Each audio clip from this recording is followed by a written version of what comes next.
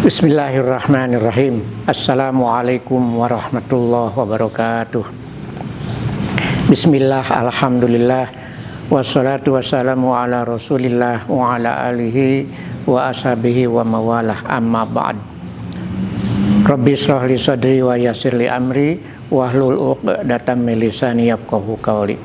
Rabbana ftah bainana wa baina qaumina bil haqqi wa anta khairul fatihin. Qala Allah Ta'ala fi kitabihil karim.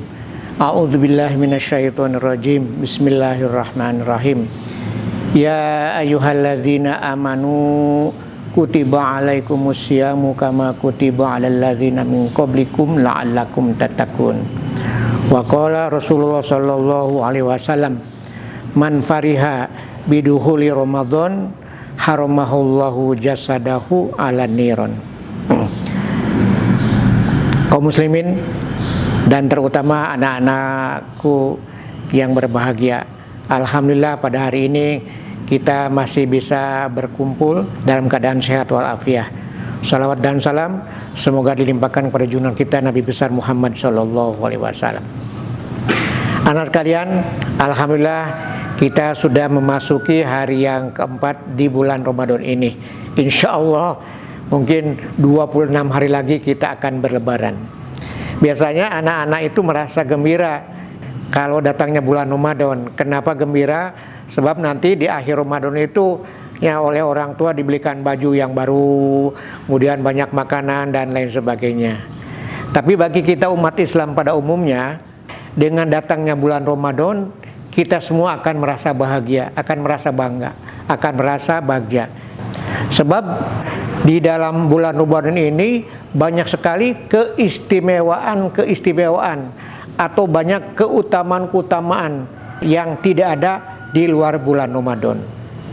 Nah, kemudian pada kesempatan ini saya akan menyampaikan beberapa keutamaan atau keistimewaan yang ada pada bulan Ramadan.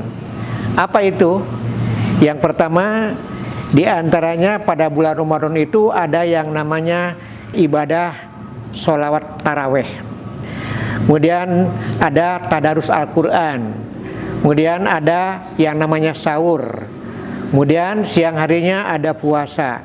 Dan di sore hari ada yang namanya takjil. Apa itu taraweh? Taraweh itu dalam bahasa lain disebut juga qiyamul lail. Artinya mendirikan sholat malam khusus pada bulan Ramadan. Nah, kemudian anak sekalian, sholat tarawih itu ada beberapa pendapat. Ada yang mengatakan 20 ditambah 3 witir, ada yang 8 ditambah 3 witir. Silakan, mana yang kalian pilih. Mungkin semua ada petunjuknya, ada dalilnya. Nah, kemudian kita harapkan kalau sholat tarawih itu kan asal bahasanya tarawih itu artinya istirahat. Dengan kata lain, kalau kita melaksanakan sholat tarawih itu artinya jangan tergesa-gesa, jangan guru-gusuh. Melaksanakan sholat tarawih itu sama dengan kita melaksanakan sholat wajib yang lainnya. Ada rukunnya, ada tumaninahnya, dan lain sebagainya. Jadi kita harapkan pelaksanaan sholat tarawih itu persis seperti kita melaksanakan sholat fardu yang lainnya. Nah, kemudian setelah sahur biasanya para jamaah melaksanakan tadarus Al-Quran. Tadarus Al-Quran itu membaca Al-Quran yang terus menerus. Biasanya dilaksanakan setiap malam setelah sholat taraweh. Biasanya setiap malam itu ada yang menamatkan 1 juz. Jadi kalau 30 hari bulan Ramadan berarti 1 bulan Ramadan itu tamat Al-Quran 30 juz. Kemudian dalam bulan Ramadan ada yang namanya puasa. Kalian mungkin sudah sama-sama tahu bahwa puasa itu dimulai dari sejak fajar sampai maghrib. Nah, kemudian setelah puasa kita melaksanakan takjil. Takjil itu artinya berbuka puasa setelah kita puasa seharian pada hari tersebut. Takjil itu ya artinya bersegera. Bersegera apa? Bersegera melaksanakan makan untuk membuka puasa kita. Nah, oleh karena itu kalau sudah datang waktunya maghrib atau waktunya takjil, segeralah kita berbuka puasa. Jangan kata orang Sunda itu jangan diengke-engke, ada masih kena kuat kewe cenah takjil teh. Nah, tidak begitu. Jadi keterangan agama begitu tiba waktunya sholat maghrib atau tiba waktunya berbuka puasa, segeralah kita berbuka puasa. Jangan diengke-engke lah begitu. Nah, kemudian Anak sekalian, diusahakan tajil itu diusahakan dengan air zam-zam kalau ada. Kalau tidak ada ya air putih, artinya air yang tidak dicampur dengan kopi atau dengan sirup atau dengan teh dan lain sebagainya. Kenapa air putih? Karena ya dengan mengkonsumsi air putih itu istilahnya apa ya? Istilah insya Allah dijamin kehalalannya itu. Dijamin kehalalan, dijamin kebersihannya. Sebab seharian kita melaksanakan ibadah puasa yang suci, maka diakhiri dengan yang suci lagi, dengan yang suci dan yang bersih. Di antaranya yaitu minum air putih. Kalau ada yaitu air zam-zam. Nah, kemudian makanannya apa? Diusahakan kalau bisa ya yaitu makan atau berbuka dengan buah kurma. Apakah itu 3 biji, 5 biji, atau 3 biji, terserah kepada kalian masing-masing. Kalau tidak ada kurma, umpamanya boleh kita berbuka, disunahkan kita berbuka dengan manisan-manisan atau buah-buahan yang tidak dimasak. Artinya buah-buahan yang asli manisnya itu, seperti buah mangga yang dipeyem, atau pisang yang dipeyem. Itu insya Allah dijamin kehalalannya. Nah, kemudian pada bulan Ramadan juga ada yang namanya doa. Doa pada bulan Ramadan insya Allah bakal dikabul, bakal diistijabah. Sebab ada keterangan salah satu doa yang diijabah adalah doa orang yang berpuasa. Kemudian yang ketiga, pada bulan Ramadan ada yang ada penjelasan bahwa dosa-dosa itu akan dilebur, kata orang Sunda, akan dihapus dosanya. Dengan cara apa? Yaitu dengan cara melaksanakan banyak ibadah, banyak amal-amal soleh. Dalam keterangan disebutkan, itba'is sayyata al-hasanatu tamhuha. Ikutilah perbuatan yang buruk itu dengan perbuatan yang baik. Insya Allah dosa perbuatan buruk itu akan terampuni. Nah, hadirin atau para mustami yang berbahagia, banyak sekali kesempatan-kesempatan kita pada bulan Ramadan ini untuk beribadah. Ya, tadi disebutkan ada puasa, ada tadarus, ada sahur dan lain sebagainya.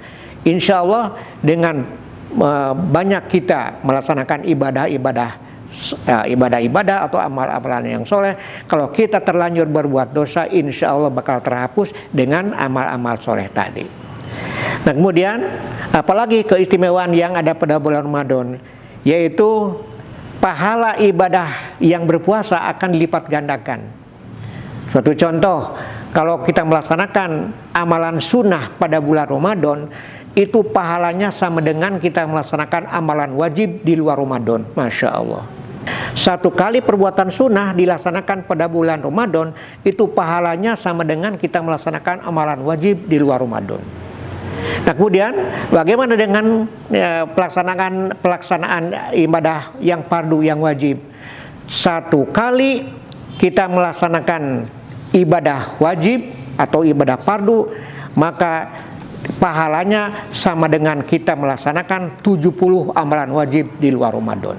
Masya Allah, betapa Allah melipat gandakan pahala orang yang beribadah pada bulan Ramadan. Kemudian keistimewaan yang kelima yang ada pada bulan Ramadan adalah adanya Lailatul Qadar, yaitu malam Lailatul Qadar. Hadirin atau para mustami yang berbahagia, apa keistimewaan bulan atau Lailatul Qadar? Kita sudah sama-sama tahu bahwa kalau ada orang yang beribadah pada malam itu, yaitu pada malam Lailatul Qadar, insya Allah pahalanya sama dengan melaksanakan ibadah 1000 bulan, atau kalau diumpamakan yaitu 80 tahun. Betapa maha besarnya Allah memberikan pahala kepada orang yang beribadah pada malam Lailatul Qadar. Nah, kemudian usahakanlah kita mencapai atau melaksanakan ibadah pada malam Lailatul Qadar tersebut. Ada ancar-ancar atau gambaran bahwa ada keterangan bahwa Lailatul Qadar itu berada pada malam ganjil di bulan akhir Ramadan, ya, yaitu malam 21, malam 23, 25, 27 dan 28. Nah, namun untuk menjaga supaya tidak kecolongan, kata orang Sunda, marilah kita beribadah dari awal Ramadan sampai akhir Ramadan. Insya Allah malam Lailatul Qadar itu akan tercapai atau akan tergapai oleh kita. Nah, kemudian selanjutnya keistimewaan yang ada pada bulan Ramadan yang keenam adalah surga merindukan orang-orang yang berpuasa pada bulan Ramadan. Ada sebuah hadis atau keterangan yang menjelaskan yang artinya bahwa surga itu merindukan kepada 4 golongan. Yang pertama, surga merindukan kepada orang yang membaca Al-Quran. Masya Allah. Orang yang selalu membaca Al-Quran, yang banyak membaca Al-Quran, insya Allah bakal dirindukan oleh surga. Kemudian yang kedua, surga merindukan kepada orang yang menjaga lidahnya, menjaga lisannya dari perkataan-perkataan yang kotor dan perkataan-perkataan yang haram. Jadi usahakan selama bulan Ramadan khususnya kita menghindari perbuatan-perbuatan, perkataan-perkataan yang kotor, yang menjijikan, ya perkataan yang diharamkan, yang dilarang oleh agama.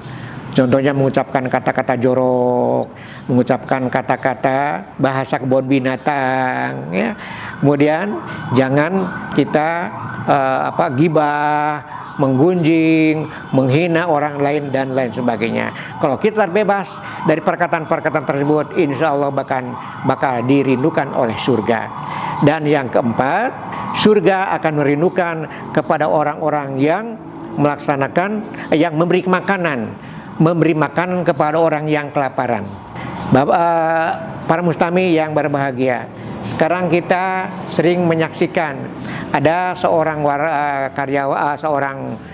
namanya itu dermawan, pada menjelang maghrib itu mengantarkan makanan ke masjid, memberikan makanan kepada orang yang berbuka puasa. Insya Allah dengan memberikan makanan kepada orang yang berpuasa berarti kita memberikan makanan kepada orang yang kelaparan. Insya Allah pahalanya sangat besar dan akan dirindukan oleh surga. Hadirin atau para mustami yang berbahagia, mungkin itu saja yang dapat kami sampaikan pada kesempatan ini. Mudah-mudahan yang saya sampaikan ada manfaatnya, khusus bagi saya pribadi, umumnya para pendengar yang berbahagia. Insya Allah kita bertemu di lain kesempatan. Akhirul kalam, billahil hidayah wa taufiq. Wassalamualaikum warahmatullahi wabarakatuh.